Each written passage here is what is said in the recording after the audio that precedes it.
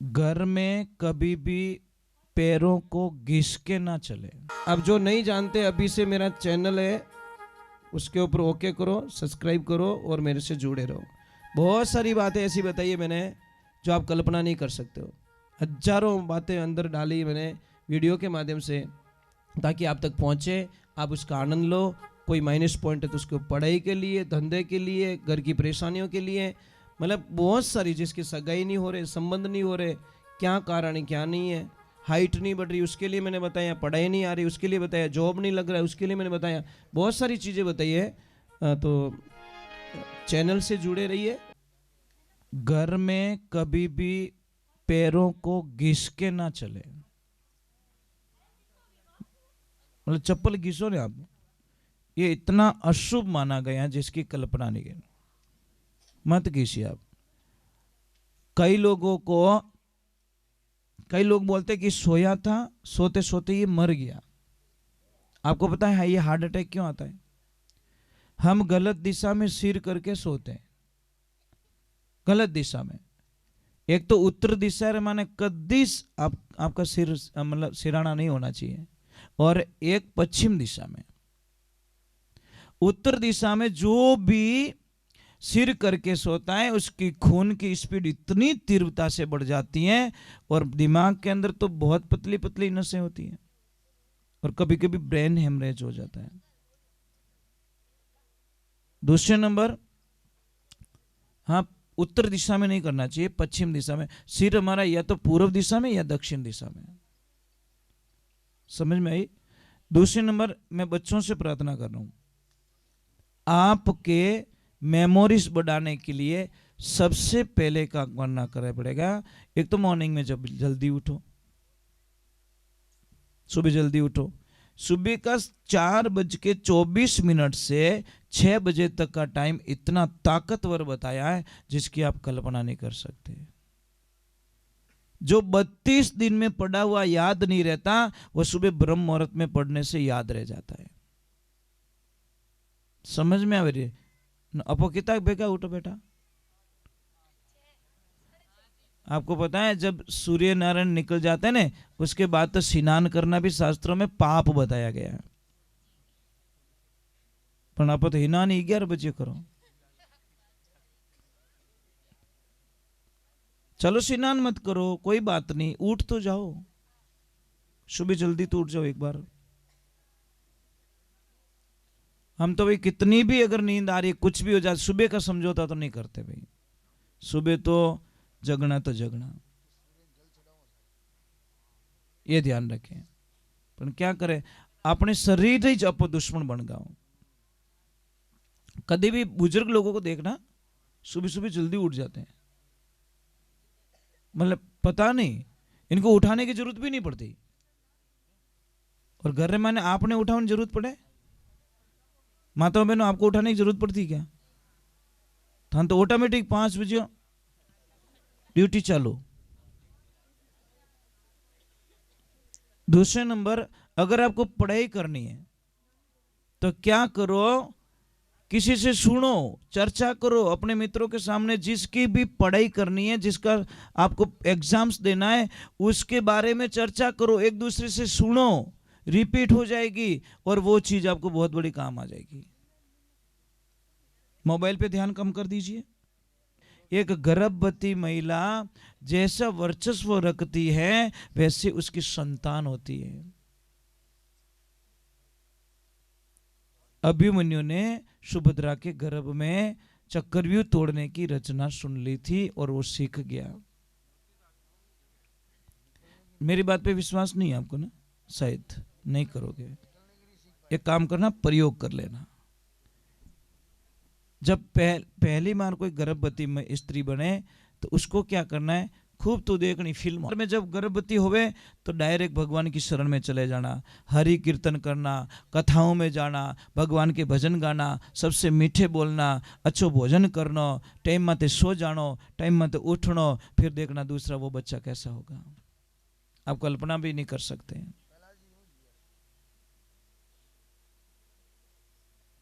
अब एक अटपटा लग रहा है, अगर बावड़िया रोंबो लाग जाए तो नहीं लागे?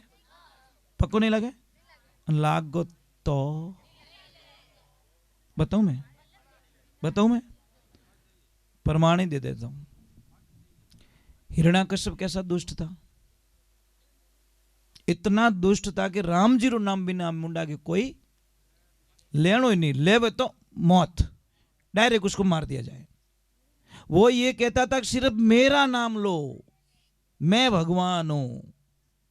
प्रहलाद जी के पिताजी क्या करते थे? मतलब मेरा भजन करो, मैं ही राम हूं, मैं 3 लोक रो धड़ी हूं, मैं मालिक हूं, सिर्फ मेरी भक्ति करो। उन घर में प्रहलाद जी की कराएगा?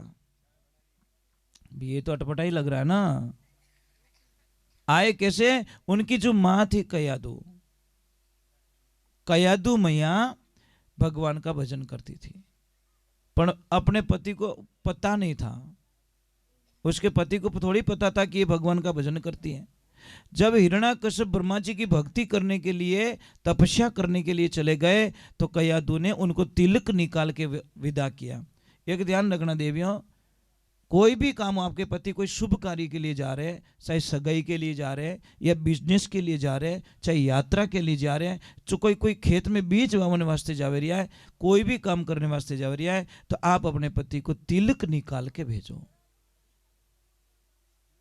पति को। अब कई लोग लुगाई बिन कर तिलक की कर लगावे, यही तो प्रॉब्लम है हमारी। जब राजा महाराजा युद्ध में जाते थे तो उनकी लक्ष्मी क्षत्राणियां तिलक लगा के तलवार वो पकड़ाती थी, मां भवानी को तिलक करके।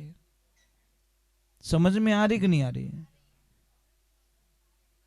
देखिए, अगर बच्चा ताकतवर चाहिए तो मां भी ताकतवर चाहिए साहब, तो इस वैसो बच्चों हो सके। महाराज उदय सिंह जी जब विचार में पड़ गए कि इस मेवाड़ का नाम कौन रोशन करेगा, मारे तो कोई एडी लक्ष्मी जी आयोडी को नहीं कि वणोरा बेटा कनु मैं आश कर सकूं। एक दिन वो कोई शिकार के लिए निकल रहे हैं और उन्होंने एक तलाश करके रखी कि मुझे ऐसी पत्नी चाहिए जो कि एक ऐसे बेटे को जन्म दे सके जो इस भारत देश में नहीं पूरी दुनिया में नाम रोशन कर सके, पर बड़ी मां होनी चाहिए महाराज। अब जा रहे हैं तो जो महाराणा प्रताप जी की मां थी, उनसे पहले शादी हुई नहीं थी। जब जा रहे तो महाराणा प्रताप की जो मां है ना, वो 4 बच्चियां ने, 4 गाय बछड़ा ने अकेली लेन जावे रही है। उस टाइम में उन्होंने देख लिया उसको कि ये मेरे बच्चे की मां बनने लायक है, और उनसे शादी की गई और उन्हीं से महाराणा प्रताप का जन्म हुआ, और उन्होंने पूरे भारत नहीं पूरी दुनिया में डंका बजा दिया महाराज। मां ताकतवर थी, मां देशभक्त थी, मां परम भगवान की भक्त थी, इसलिए उनके घर में ऐसी संतान पैदा हुई। तो महाराज कयादू जब उनको तिलक निकाल के विदा किया तो पतिदेव को बोला ब्रह्मा जी का आशीर्वाद लेना और अमर होने का वरदान मांगना। पर जैसे ही वो जाके ध्यान में बैठे, ओम ब्रह्मदेवाय नमः, ओम ब्रह्मदेवाय नमः, पास में कोई तोता आता है, वो जो जोर से बोलता ओम नमो नारायण, ओम नमो नारायण, અને થોરે જ મુંડા के कोई दुश्मन नाम ले थोड़ा मातो सडे नहीं सडे, वो तो सडो नहीं कि बट ओ कौन बोले, पर मायावी तोता था। जैसे ही आंखें खोली तो तोता तो दिख ही नहीं रहा है, पर वो नारायण नाम नहीं सुनना चाहता। कौन? हिरण्याकश्यप। बिल्कुल नहीं, उसकी कानों में भी आवाज नहीं आनी चाहिए। जैसे ही आंखें बंद कर रहा है, वो कर रहा है ओम ब्रह्मदेवाय नमः, बट इनके ओम नमो नारायण, ओ मारो दुश्मन कौन पैदा हो गयो। जगह चेंज कर दी, ऐसे और जगह चेंज की, पर वो तो पीछो छोड़ियो को नहीं मायावी। भगवान की लीला। उसने बोला चलो कोई गलत नक्षत्रों में बारे निकल गो, हमारी बहुनी खराब रहेगी, चलो वापस चलते हैं। और जैसे पतिदेव को आते हुए देखा, कयादू झरोके में बैठी आनंद से विभोर हो गई। मेरे पति घर आए, मेरे पति आ गए, मेरे पति आ गए। सहेलियों को बोला जल्दी चलो, मंगलाचरण गाओ, गीत गाओ, थाली सजाओ और मेरे पति को बधा के घर में लेना है। और जैसे पतिदेव आए, प्रणाम किया और बोले पधार गए आप क्या? हाँ। तिलक किया और के ब्रह्मा जी मिल गए, आशीर्वाद दे दिया कि नहीं? कयादू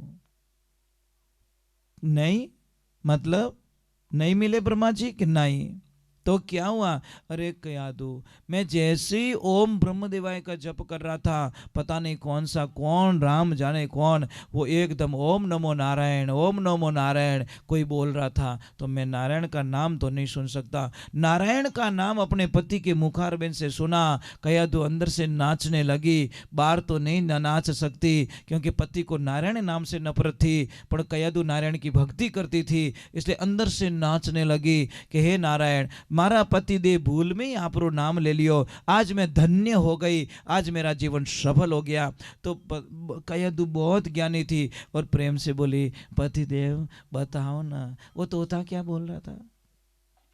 अरे मैंने बोला ना ओम नमो नारायण, ओम नमो नारायण, ऐसे बोल रहा था। ओहो ऐसे बोल रहा था क्या, चलो घूड़ दियो मुंडारे मायने, और उन्होंने आरती ली और पूछ लिया, पतिदेव बताओ ना वो तो कहीं बोल रही हो तो। अरे मैंने बोला ओम नमो नारायण, ओम नमो नारायण, तू भी भूल जाती है। अरे कि मैं तो भुलक्कड़ हूं। संध्या काल हुई और भोजन प्रसाद बनाया, मन पसंद थाल लेके आई, और जैसे पतिदेव जीमने बैठे, सामने बैठी हुई कयादू ने और पूछ लिया, पतिदेव बताओ ना तोता क्या बोल रहा था। अरे मैंने बोला ना तेरे को ओम नमो नारायण, ओम नमो नारायण, ये बोल रहा था। ओ ऐसा बोल रहा था क्या, वो भी तोता भी क्या ओम नमो नारायण बोल रहा था। संध्या काल हुई, पति पत्नी का मिलन हुआ, फिर पूछ लिया, पतिदेव बताओ ना वो तो कहीं बोल रही हो तो। पति ने बोल दिया ओम नमो नारायण, ओम नमो नारायण, और उसी वक्त में मां कयादू गर्भवती हो गई, और एक माला आपरा पति रा मुंडा फेरवाई देवी ने पत्तो ही नहीं लागण दियो मूर्ख ने कि ये तो काउंट कर रही है, यह तो हिसाब किताब में लगी हुई है और मेरे से बोलवा रही है। भूल में आपरा पति कनु एक माला फेरवा दी और हरि नारायण का अंश अपने गर्भ में बुलवा दिया, और वही भक्त प्रहलाद महाराज जगत के अंदर नाम अमर कर गए। इसलिए क्या नहीं कर सकते हो देवियां। और बावळे और अंबो लागो कि नहीं लागो, बावळे कौन हिरणा कश्यप, अंबो कौन प्रहलाद जी, लागो कि नहीं लागो, पर मां ने लगवा दिया। आप चाहते हो ने सब कुछ कर सकते हो। अब बार मैं थाने पूछूं कि कोई भी भगवान का कथन पूछूं तो थोड़ा मुश्किल से आएगा।